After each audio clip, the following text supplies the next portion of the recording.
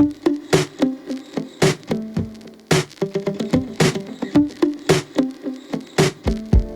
afternoon, folks. Welcome back to Celtic Fans TV. The international break is finally over. Celtic are back and we are here for the run-in. There is no more interruptions between now and the end of the season. We've got 9 league games to play, potentially 2 in the Scottish Cup, and we have the possibility of a domestic treble as well. So exciting times, so much to play for in these closing weeks.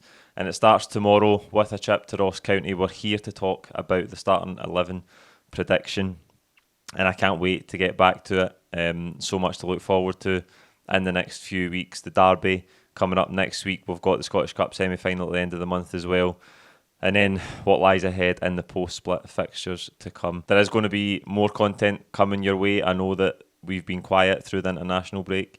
Again, I've had a lot on at work, but we've got some good content over the next few weeks with the big games coming up. We're going to be doing a wee bit more here in the studio as well, so stay tuned for that. Ross County come into this game, they're 11th in the table. But before the games this weekend, they were 1 point above Dundee United, who are bottom of the table. So they're involved in a relegation scrap. But it's been tight up there before. They can sometimes make it difficult for us.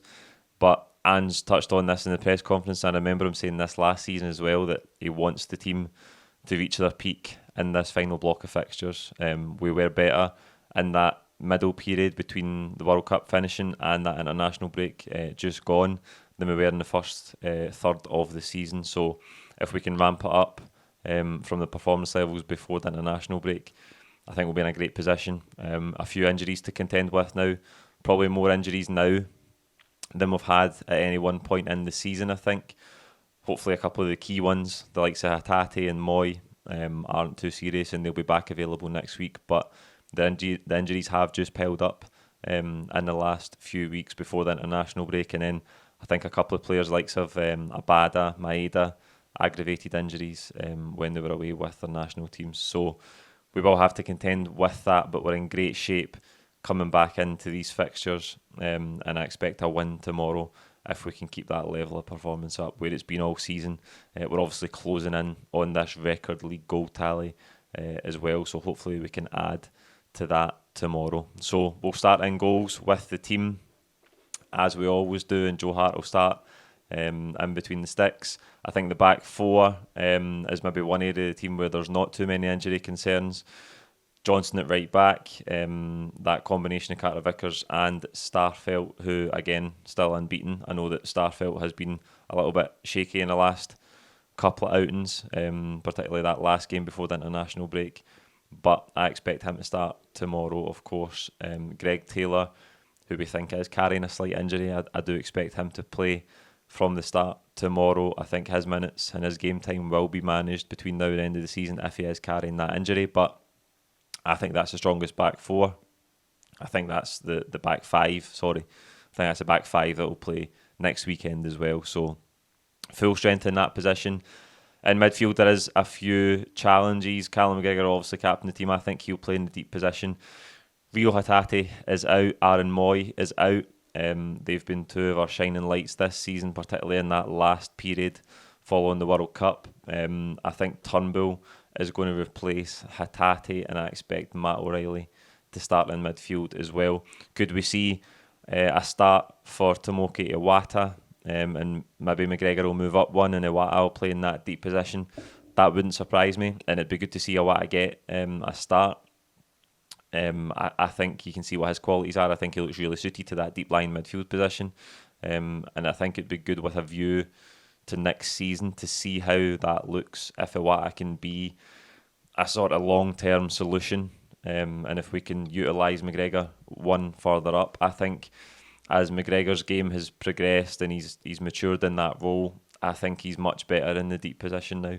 I know if you go back a couple of seasons, people were saying it'd be ideal if we could get McGregor just further forward because that's where he's so effective, and he can still be effective further forward, but I think his qualities now and his experience in that position make him so suited to playing in that deep six sort of position. So who knows, we might see a start for Iwata. I've just gone with Turnbull.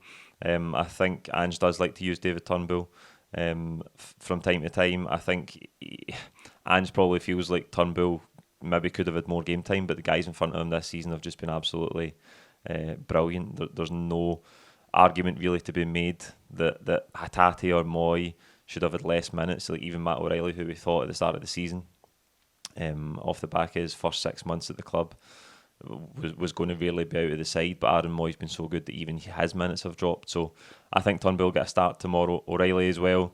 I think the front three will be Jota on the right hand side. I think Haksabanovic will play from the left and Kyogo through the middle. We've obviously got injuries in these positions. Liel Abada looks like he's going to be out for a couple of weeks, so he'll miss the derby next week as well, which is a huge blow because his performances against Rangers at Celtic Park have been absolutely sublime. So that is a blow for us that he'll miss the derby next week, or it looks like he will. Dyson Maeda I touched on, who's out. So we do have injuries to contend with. I think it's a great opportunity for Haksabanovic, who's impressed time and time again off the bench. Did so again in that final game against Hibs just before the break. Got another goal. I think that start he got at Tynecastle, people were looking for that sort of performance, but it's difficult when you haven't had a run of starts to have that same impact that you do when you're coming off the bench, maybe later in the game when the opposition are tired. Celtic have got a really good control of the game. That's a different prospect to starting the game. So I think before we could judge Haksabanovic in terms of his performances when he is in the starting lineup, he needs a run of starts. Maybe this injury to Dyson Maeda, Abada as well, maybe this gives him that opportunity to get a little run of starts and prove his point. That's what he'll be looking to do, but there's no doubt in his ability. I think Jota will go to the right hand side and they can swap and change as Jota and Maeda do as well. And Kyogo through the middle, I thought was really interesting during the international break.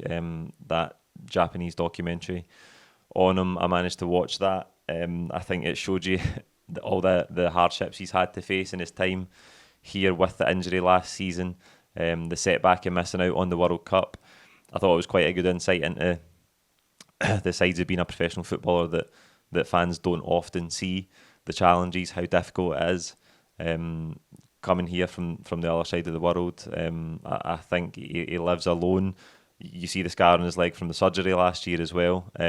So he's had a few setbacks, but I think it's a testament to his character, the levels that he's managed to perform at since the minute he arrived, basically. And even coming back from that injury last year, I know he took a wee while to get up to speed, but finished the season strongly. And then this season, he's been absolutely outstanding. He's closing in on 30 goals, currently on 26. I think there's only been 10 Celtic strikers in the last 20 or so years who have managed 30 goal seasons. So it'd be nice to see Kyogo smash past 30 goals. Hopefully he can add to his tally tomorrow. There you go, that's the lineup I think the manager will go with. Like this video, comment with your own thoughts below. Don't forget to subscribe if you haven't already. And we'll see you tomorrow with live full-time reaction straight after the game. Cheers.